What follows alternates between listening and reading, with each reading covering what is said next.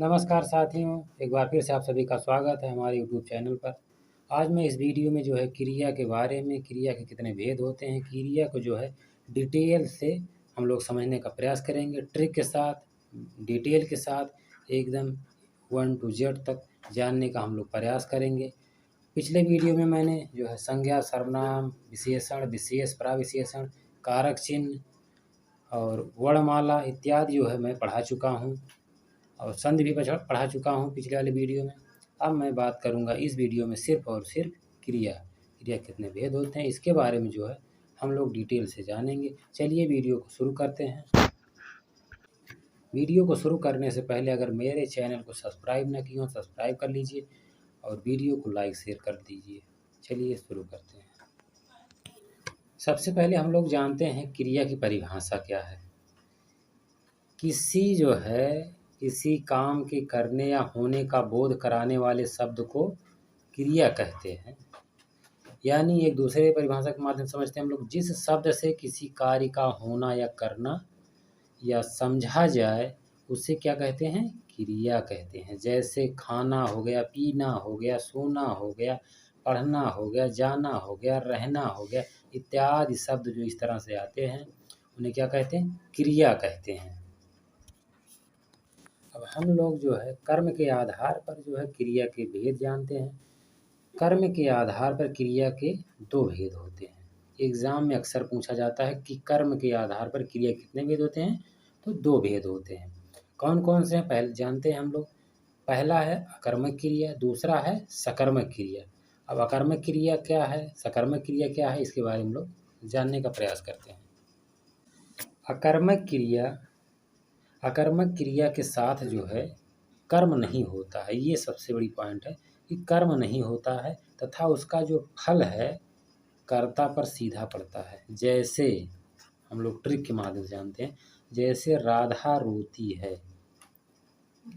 और मैं जो लिखा हुआ हूँ यहाँ परिभाषा वो है, जिस क्रिया का फल कर्म पर ना पड़कर कर्ता पर पड़ता है, वही मैं बताया अभी। और इसको जो है ट्रिक्स के माध्यम से जानते हैं, इसे कौन है, किसे है, किसने है। इससे अगर आप लोग क्वेश्चन करेंगे आप लोगों का कर्म क्रिया स्वयं निकल कर बाहर आ जाएगी। जैसे राधा रोती है, ठीक। अब यहाँ पे अकर्मक कैसे पहचानेंगे, जैसे अर्थात यानी जो है, जैसे क्या कहते हैं, राधा रोती है, तो राधा रोती है, ठीक है। तो जो इसमें कर्म है, कर्म का जो अभाव है तथा रोती जो है शब्द है, ये क्रिया का फल जो है राधा पर पड़ रहा सीधा। इसे हंसना क्या है, एक क्या है, क्रिया है। जिस क्रिया का फल कर्म पर ना पड़कर कर्ता पर सीधा पड़ता है, यानी जो हंसना है ये क्रिया हो गई। हंसना, रोना, गाना, पढ़ना, लिखना ये सब क्या है, ये सब क्रिया ही है। क्रिया का जो सीधा प्रभाव बच्चे पर पड़ रहा है, यहाँ पर कोई कर्म नहीं है। यानी बच्चे हंस रहे हैं तो यहाँ पर सीधा हो जाएगा अकर्मक क्रिया। तान्या सो रही है, अब सोना यहाँ पे क्रिया है, क्रिया का जो काम है वो सीधे कहाँ पड़ रहा है, कर्ता पर पड़ रहा है। यानी इसमें जो है जो कर्म नहीं है। जैसे हम लोग और उदाहरण लेते हैं, जैसे मोहन हंसता है, मोहन हंसता है, मोहन हंसता है, हंसता है। अब इसमें जो हो जाएगा, इसे हंसना क्या हो गई, हंसना यहाँ पे जो हंसता है वो क्रिया हो गई। अब क्रिया का जो सीधा प्रभाव किस पे पड़ रहा है, कर्ता पर पड़ रहा है। ये मोहन करता है, यहाँ पे बीच में कोई कर्म नहीं है। कर्म होना चाहिए लेकिन कर्म नहीं, अगर कर्म हो जाएगा तो सकर्मक हो जाएगा, यानी कर्म नहीं है तो अकर्मक हो गया। अब इसको सकर्मक भी अगर समझ लेंगे तो जो है सकर्मक अकर्मक दोनों स्पष्ट हो जाएगा। इसलिए जो है अब इसके बाद जो है हम लोग सकर्मक क्रिया देखते हैं। अब सकर्मक क्रिया समझते हैं हम लोग, जिस क्रिया के साथ जो है कर्म हो या कर्म की संभावना हो तथा जिस क्रिया का फल जो है कर्म पर पड़ता हो उसे सकर्मक क्रिया कहते हैं। जैसे रीना ने, जिसे यहाँ पे मैं लिखा हूँ, जिस क्रिया का फल सीधा सीधा क्या कह रहा है इसमें, जिस क्रिया का फल जो है कर्म पर पड़ता है। और अकर्मक में क्या था, जिस जो है क्रिया का जो है सीधा असर किस पे पड़ेगा? कर्ता पर। यहाँ पे क्या है, क्रिया का जो फल है वो कर्म पर सीधा पड़ता है, यानी सकर्मक क्रिया। सकर्मक यानी कर्म के साथ जो है क्रिया, इस तरह से आप लोग समझ सकते हैं। और क्या किससे जो है आप लोग प्रश्न कर सकते हैं, इसके माध्यम से आप लोगों को सकर्मक क्रिया का भाव निकल आएगा। जैसे रीना ने काम कर लिया, रीना ने क्या कर लिया? रीना ने काम कर लिया। क्या से अगर क्वेश्चन करेंगे तो आप लोगों को निकल आएगा। यहाँ पर रीना ने काम कर लिया, रीना ने क्या कर लिया? रीना ने काम कर लिया। यहाँ पे जैसे लिया है वो क्या है? क्रिया है। और रीना क्या है इसमें? इसमें रीना, रीना कर्ता हो गई। और काम क्या है इसमें? कर्म है। कोई काम करते हैं तो आप वो कर्म कर रहे हैं ना। जैसे एक अन्य उदाहरण लेते हैं अलग से, जैसे राम फल खाता है। इस तरह से उदाहरण लेंगे तो जल्दी समझ में आ जाएगा। राम फल खाता है, राम फल खाता है। ठीक, अब ये उदाहरण हो गया, राम फल खाता है। तो इसमें आप लोग बताइए राम क्या है? साथ साथ में बोलते चलिए और याद करते चलिए। राम यहाँ पर क्या है? राम करता है, ठीक। राम फल खाता है, खाना यहाँ पे क्या हो गई? क्रिया हो गई। और फल यहाँ पे क्या हो गया? कर्म हो गया। यही तो मैं बताया अभी ऊपर। अब यहाँ पे जो था पहला उदाहरण में जो लिए थे हमने, तो रीना यहाँ पे कर्ता, ठीक। काम यहाँ पे क्या हो गया? फल हो गया। और कर लिया, लेना होना ये सब क्या हो गया? क्रिया हो गई। कर लिया, काम हो गया, फल हो गया। यानी जो है राम फल खाता है, इसमें क्या है? खाना क्रिया हो गई, फल कर्म हो गया, और यहाँ पे राम करता है। जिस क्रिया का फल जो है कर्म पर पड़ता है, यानी यहाँ पे जो है जो क्रिया है इसका जो संबंध है कर्म से है, यानी राम फल खाता है। इस तरह से आप क्वेश्चन करिए क्या से, क्या या किसको से। जैसे राम क्या खाता है? फल खाता है। अगर यहाँ पे फल ना होता, सिर्फ ये दिया होता कि राम खाता है, तो क्या हो जाएगा? अकर्मक हो जाएगा। अब इसमें खाने का रीजन मतलब दिया है, क्या खा रहा है? फल खा रहा है। फल खा रहा है तो इसलिए सकर्मक हो गया। अगर फल हटा दें तो अकर्मक हो जाएगा। इस तरह से आप लोग समझने का प्रयास करिए, और शायद आप लोग अब समझ गए होंगे। और इसमें उदाहरण हम लेने का प्रयास करते हैं। जैसे सीता गीत गाती है। सीता क्या गाती है? गीत गाती है। अब सीता क्या हो गई? कर्ता, ठीक। गाना क्या हो गई? क्रिया हो गई। और गीत क्या है? अब यहाँ पे हम इस तरह से पूछ सकते हैं कि सीता गीत गाती है। सीता क्या गाती है? गीत गाती है। तो यहाँ पे जो गीत है वही फल है, वही फल है मेरे साथियों, वही फल है। और गाना क्या हो गया? क्रिया हो गई। जैसे मोहन पढ़ता है, मोहन पढ़ता है। अगर मोहन पढ़ेगा, अब यहाँ भी ये क्वेश्चन एग्जाम में अक्सर पूछा जाता है इसी तरह से। इसमें क्या है? फल छुपा रहता है, हमेशा जो है फल छुपा रहता है। ये मैंने बताया अभी। जिस क्रिया के साथ कर्म हो या कर्म की संभावना हो, यानी कर्म छुपा भी रहता है कभी कभी सकर्मक में। ये ध्यान देने वाली बात है कि मोहन पढ़ता है। अब इसमें क्या है कि मोहन क्या पढ़ता है? अब इस तरह से आप लोग क्वेश्चन करेंगे। अभी आपने कहा, अभी मैंने कहा कि क्या से क्वेश्चन करिए तो निकल आएगा।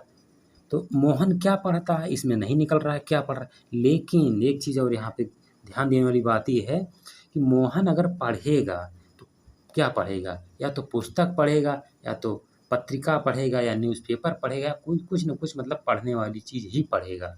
यानी यहाँ पे स्पष्ट है कि फल इसमें अवश्य है।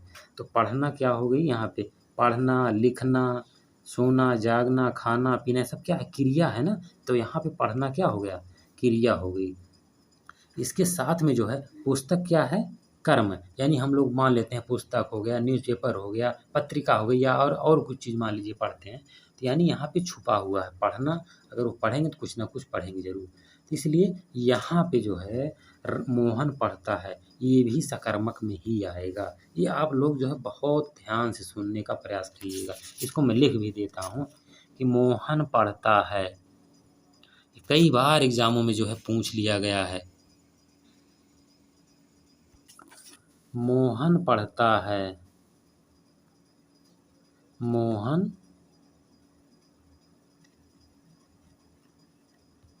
पढ़ता है। ये भी जो है सकर्मक क्रिया ही है।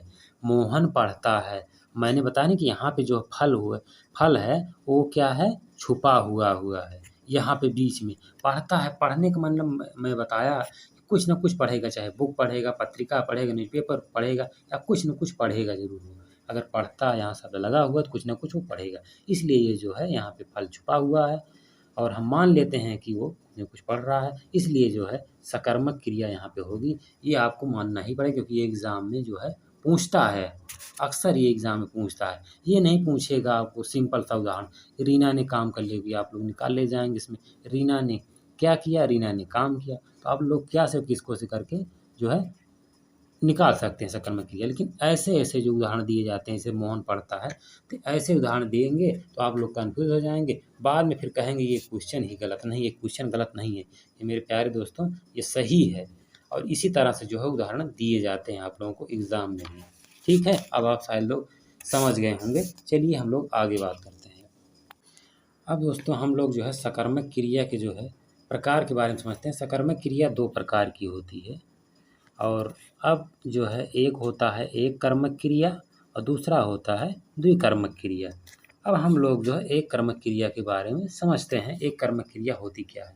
जिस क्रिया के केवल एक कर्म होता है उसे क्या कहते हैं? एक कर्मक क्रिया। अब उदाहरण से समझते हैं हम लोग कि कैसे होगा। पिताजी अखबार पढ़ रहे हैं।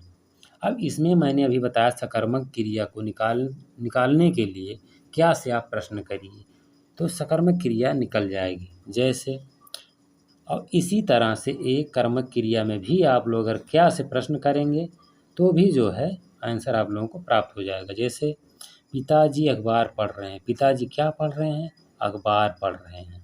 ठीक, तो इसमें एक क्रिया है, ठीक, एक कर्मक है। जिस क्रिया के केवल एक कर्म होता है, यानी एक कर्म हो रहा है, एक ही काम हो रहा है, यहाँ पे अखबार पढ़ना सिर्फ हो रहा है। मजदूर पुल बना रहे हैं, यानी एक काम हो रहा है, एक कर्म हो रहा है, यानी सिर्फ पुल बना रहे हैं मजदूर। ठीक, दूसरे वाला उदाहरण देख लीजिए आप। ठीक, अब हम लोग जो है द्विकर्मक क्रिया को अगर समझ लें तो एक कर्मक द्विकर्मक दोनों स्पष्ट हो जाएगा। जैसे द्विकर्मक क्रिया क्या है? जिस क्रिया के 2 कर्म होते हैं, पहले में एक कर्म हो गया, दूसरे में क्या हो गया? द्विकर्मक में जिस क्रिया के 2 कर्म होते हैं उसे क्या कहते हैं? द्विकर्मक क्रिया कहते हैं। जैसे माली पौधों को पानी से सींच रहा है। माली क्या कर रहा है? पौधों को पानी से सींच रहा है। एक तो सींच रहा है, अब यहाँ जैसे है माली पौधों को पानी से सींच रहा है, यहाँ खींच लिख उठा है, यहाँ पे सींच होगा, सींच रहा है। ठीक, सींच रहा है। तो माली इसमें दो कर्म हैं, कौन कौन से हैं?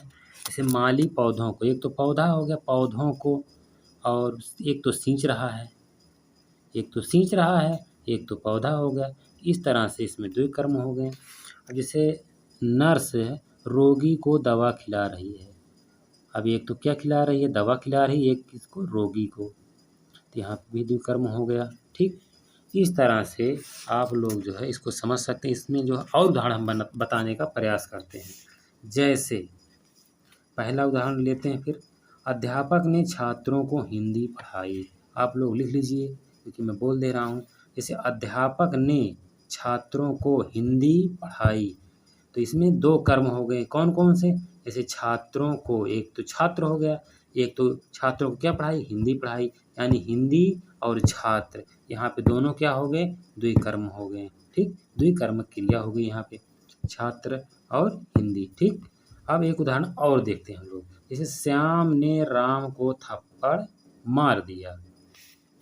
अगर आप लोग कहेंगे तो लिख भी देंगे। जैसे श्याम ने राम को थप्पड़ मार दिया, यहाँ पर लिख दें हम क्या? तो श्याम ने राम को थप्पड़ मार दिया। थप्पड़ मार दिया। अब कैसे? श्याम ने राम को, यहाँ पे एक को लगा हुआ, इस भी अगर मान लीजिए किसी के पीछे को लगा है तब भी जो है एक कर्म वहाँ से निकल आएगा। और फिर क्या कर दिया? थप्पड़ मार दिया, यानी यहाँ पे थप्पड़ हो गया। ठीक, एक तो राम हो गया, एक तो थप्पड़ हो गया, इसमें द्विकर्म हो गए। ठीक, इस तरह से समझ लग सकते हैं आप लोग। तो यहाँ पे द्विकर्मक क्रिया हो गई। अब मैंने कई उदाहरण लिया, एक तो अध्यापक का लिया, एक तो श्याम का लिया, एक तो दो मैं यहाँ पे लिखा हुआ हूँ। इस तरह से हो गया। एक कर्मक मैंने समझा दिया, यानी आप क्या से क्वेश्चन करेंगे तो सकर्मक जैसे निकलता है उसी तरह से एक कर्मक क्रिया भी निकल आएगी। अगर एक ही कर्म है तो एक कर्मक क्रिया, अगर दो कर्म है इसमें तो क्या हो जाएगा, द्विकर्मक क्रिया हो जाएगी। अब शायद आप लोग समझ गए होंगे, अगर नहीं समझ पाए हों तो कमेंट करके पूछिए, मैं बताने के लिए तैयार बैठा हूँ। चलिए दोस्तों, आगे बढ़ते हैं हम लोग। अब हम लोग जो है क्रिया के जो है अन्य भेद, जैसे कर्म के आधार पर हम लोग देख लिए कि कर्म के आधार पर दो भेद होते हैं, एक अकर्मक क्रिया, एक तो सकर्मक क्रिया। ये तो बहुत ही बार एग्जाम में पूछा जाता है, अकर्मक सकर्मक क्रिया। बहुत लोग कन्फ्यूजन होते हैं, इसमें कन्फ्यूज हो जाते हैं कि अकर्मक कौन सी है, सकर्मक कौन सी है। अब हम जिस तरह से आज बताए हैं, शायद आप लोग जो है अब क्वेश्चन जरूर है सही करके आएंगे एग्जाम में। अब बात करते हैं प्रयोग और संरचना के आधार पर क्रिया के भेद।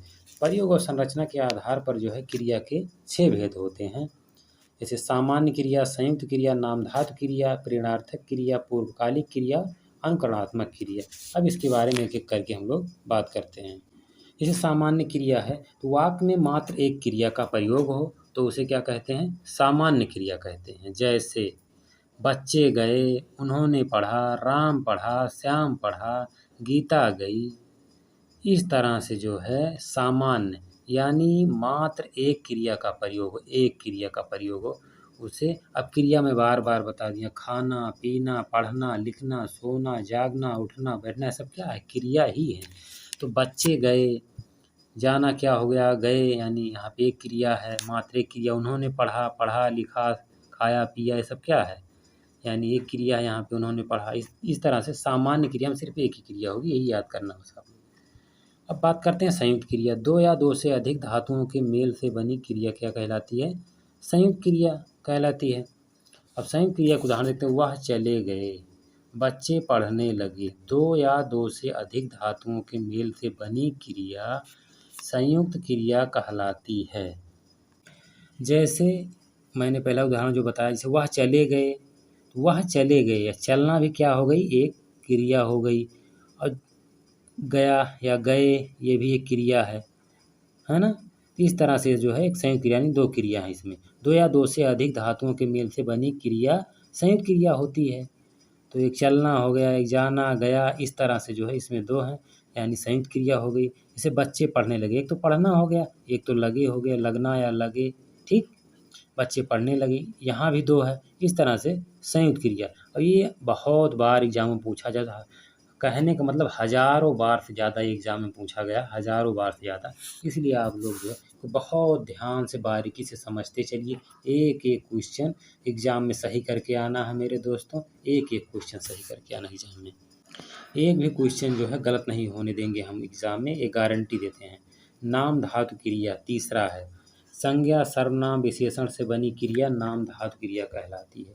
जैसे रंग से रंगवाना, हाथ से हथियाना, बात से बतियाना, लात से लतियाना, बतियाना, हथियाना, लतियाना, लठियाना। इस तरह से जो शब्द आते हैं वो नाम धातु क्रिया कहलाते हैं। ये भी जो है सबसे ज़्यादा बार पूछा जाने वाला प्रश्न है, नाम धातु क्रिया से। संज्ञा या विशेषण से बनने वाली धातु को नाम धातु कहते हैं, ये तो बता दिया मैंने, उदाहरण भी बता दिया। जैसे गाली से गरियाना, लात से लतियाना, और ये हाथ से हथियाना, रंग से रंगवाना। ये बहुत बार यही सेम टू सेम उदाहरण पूछा गया कई बार एग्ज़ामों में। जैसे बात से बतियाना, ये भी बहुत पूछा गया एग्ज़ामों में। मैं वही उदाहरण लेता हूँ जो एग्ज़ाम में पूछे गए हैं, पूछने की जो है संभावना रहती है। तो गर्म से गरमाना, चिकना से चिकनाना, ठंडा से ठंडाना। इस तरह से मैं ढेर सारे उदाहरण दे चुका हूँ, आप लोग शायद अब समझ गए होंगे। हथियाना, लतियाना, बतियाना, गरियाना, लठियाना, इस तरह से जो शब्द आते हैं वो नाम धातु क्रिया होते हैं। अब प्रेरणार्थक क्रिया के बारे में बात करते हैं। जब कर्ता स्वयं कार्य न करके किसी अन्य को काम करने को प्रेरित करता है, ऐसे वाक्य को प्रयुक्त क्रिया या प्रेरणार्थक क्रिया कहते हैं। जैसे उदाहरण लेते हैं, माँ धोबी से कपड़े धुलवाती है। माँ स्वयं नहीं धुलती है कपड़े, माँ किससे धुलवाती है, धोबी से धुलवाती, यानी किसी और का सहारा ले रही है। माँ जो है धोबी से, किससे? धोबी से।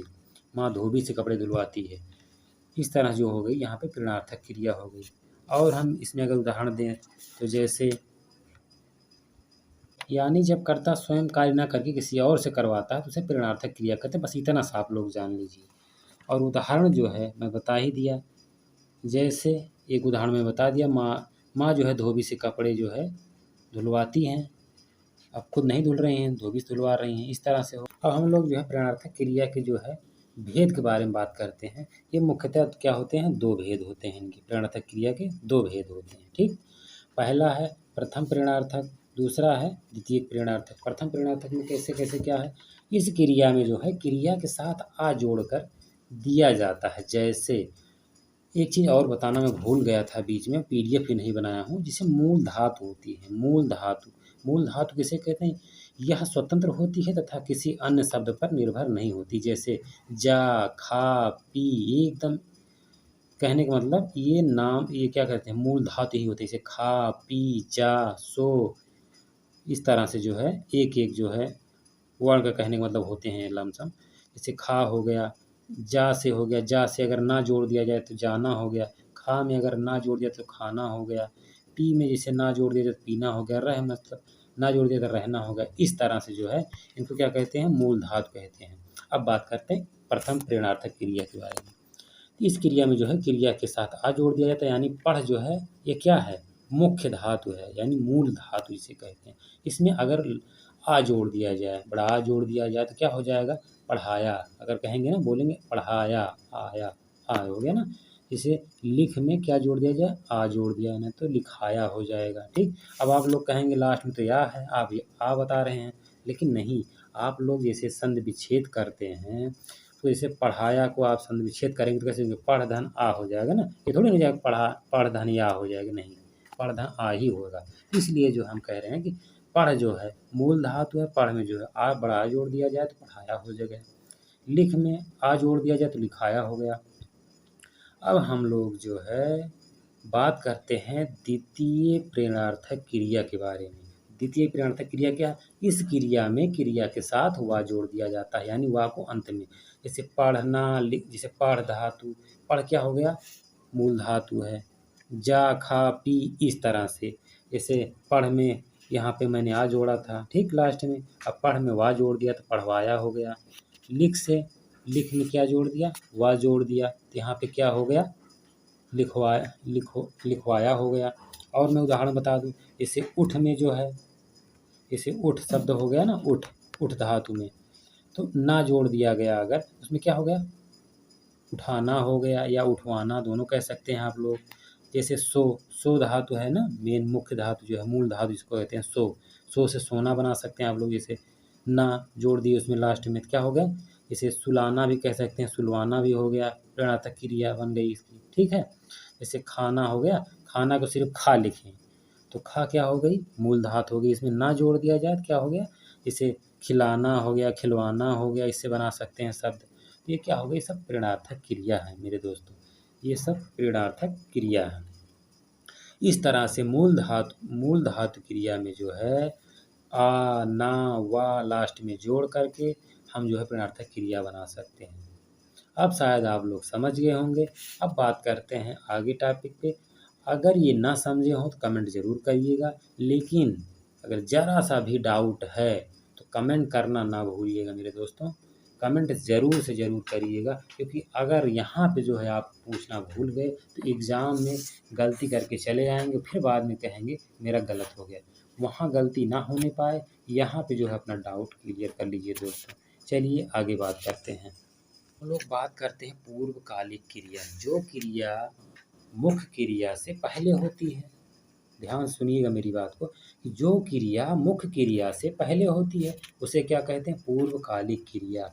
अब कहेंगे कैसे? जैसे उदाहरण लेते हैं हम लोग, बच्चे रो रो कर सो गए, यानी सोने से पहले बच्चे क्या काम किए? रोना, मतलब रोए बच्चे पहले, इसके बाद सोए। यानी एक क्रिया पूर्ण होने से पहले जो है, जैसे एक जो है परिभाषा और बता दें तो शायद स्पष्ट हो जाएगा आप खुद ही।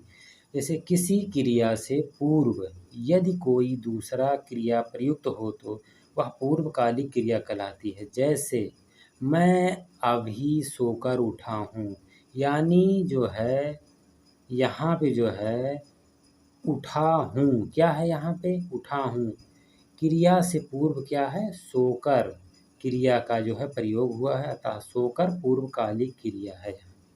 इसी तरह से मैं जो उदाहरण दिया हूँ, जैसे बच्चे रो रो कर सो गए, यानी बच्चे एक काम कर रहे हैं, दूसरा काम फिर जारी है, मतलब शुरू हो गया। जैसे बच्चे रो रो कर सो गए। तो दूसरा है जैसे रानी पढ़कर खेलने लगी, पढ़ी उसके बाद तुरंत क्या कर रही, एक काम और करने लगी, खेलने लगी। तो दो काम यहाँ भी हो गया। इस तरह से जो है मैं दिया हुआ हूँ परिभाषा में, जो क्रिया मुख्य क्रिया से पहले होती है, यानी मुख्य क्रिया इसमें क्या है पहले वाले में, तो सोना है, लेकिन सोने से पहले भी एक काम उसने बच्चे ने किया कि रोने का काम किया। और रानी ने खेलने से पहले क्या किया, तो पढ़ने का काम किया, उसके बाद खेलने का काम किया। तो जो खेलने की क्रिया है वो मुख्य क्रिया है, उसके पहले जो है एक काम उन्होंने किया कि पढ़ने का काम किया था। ठीक, अब आप लोग समझ गए होंगे पूर्वकालिक क्रिया किसे कहते हैं। अगर मैं इसमें जो है स्पष्ट जो है एक चीज़ और कर दूं कि जैसे पूर्वकालिक क्रिया या तो क्रिया के सामान्य रूप में प्रयुक्त होती है अथवा धातु के अंत में जो है कर अथवा करके लगा देने से जो है पूर्वकालिक क्रिया बन जाती है। कर या करके जो है पूर्वकालिक क्रिया बन जाती है। इसको उदाहरण के अगर हम उदाहरण देकर समझें तो अच्छे से समझ जाएंगे। जैसे ध्यान से सुनिए, उदाहरण मैं बोल रहा हूँ, बच्चा दूध पीते ही सो गया, बच्चा दूध पीते ही सो गया। ठीक है, अब इसमें मैंने क्या बोला था अभी, कर और करके लगा देने से पूर्वकालिक क्रिया बन जाती है। यानी बच्चा क्या करके सो गया, यानी बच्चा दूध पीकर सो गया। तो यहाँ पर जो है जो पीना शब्द है, और दूसरे उदाहरण में जो मैंने बताया जैसे रानी पढ़कर खेलने लगी, तो यहाँ पे मुख्य हो गया खेलना, उसके पहले एक काम और किया पढ़कर। इस तरह से जो है मुख्य क्रिया से पहले एक क्रिया होती है, उसे क्या कहते हैं पूर्वकालिक क्रिया होती है। अब आप शायद मेरे साथ ही समझ गए होंगे। अब आगे बात करते हैं अनुकरणात्मक क्रिया के बारे में।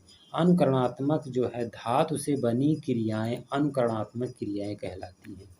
जैसे मेरे प्यारे दोस्तों, बड़ बड़ से बड़बड़ाना, हिन हिन से हिनहिनाना, ये जो है हजारों बार से जो है ज़्यादा एग्ज़ाम में पूछा जा चुका है मेरे दोस्तों। अब इसको जो है इसी तरह से हम लोग समझ लेते हैं शब्दों के माध्यम से। जैसे इसमें जो है शब्दों के माध्यम से अगर समझेंगे तो जल्दी समझ जाएंगे, बहुत इसमें परिभाषा रटने की आवश्यकता नहीं कि अनुकरणात्मक मानी यानी अनुकरण हो रहा है, एक शब्द का कई बार अनुकरण हो रहा है, जैसे एक से दो बार अनुकरण हो रहा है। जैसे बड़ से बड़बड़ाना, बड़ शब्द दो बार आ रहा है। जैसे बड़ में इसको एक ही शब्द है टोटल मान रहे हैं, लेकिन इसमें जो है बड़ यानी दो बार आया है। बड़बड़ाना, जैसे यहाँ पे क्या है हिनहिनाना, ठीक, हिनहिनाना हो गया।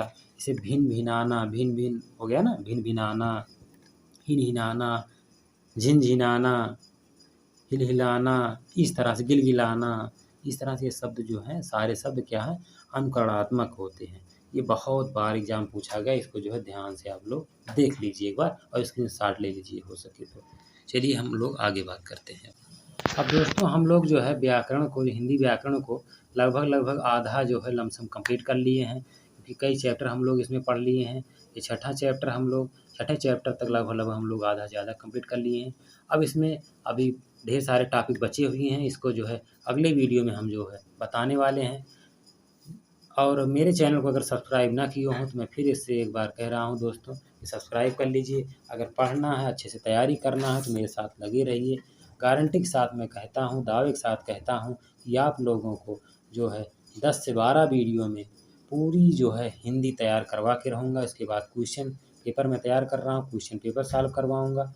अगर उसमें भी कुछ कमी रह जाती है तो मैं एक मैराथन की क्लास लगाने वाला हूँ। मैराथन में जो है कंप्लीट कर दूँगा। मैराथन सिर्फ 2.5 से 3 घंटे की होगी, उसमें पूरी हिंदी जो है कंप्लीट कर दूँगा। इसी तरह से एक सब्जेक्ट हिंदी हो गया, ज्योग्राफी हो गया, पॉलिटी हो गया, हिस्ट्री हो गया, सारे सब्जेक्ट इसी तरह से मैं कंप्लीट करूँगा एक एक करके। इसीलिए मैं बार बार कहता हूँ मेरे चैनल को सब्सक्राइब कर लीजिए, मेरे साथ लगे रहिए, सिर्फ 2 महीने मेरे साथ लगे रहिए। 2 महीने में मैं सारे के सारे सब्जेक्ट मैं कंप्लीट करवा दूँगा। इसके बाद जो है सिर्फ रिवीजन और रिवीजन करवाएंगे हम। चलिए साथियों, यहीं पे हम लोग वाणी को विराम देते हैं, फिर मिलते हैं अगले वीडियो के साथ। धन्यवाद साथियों।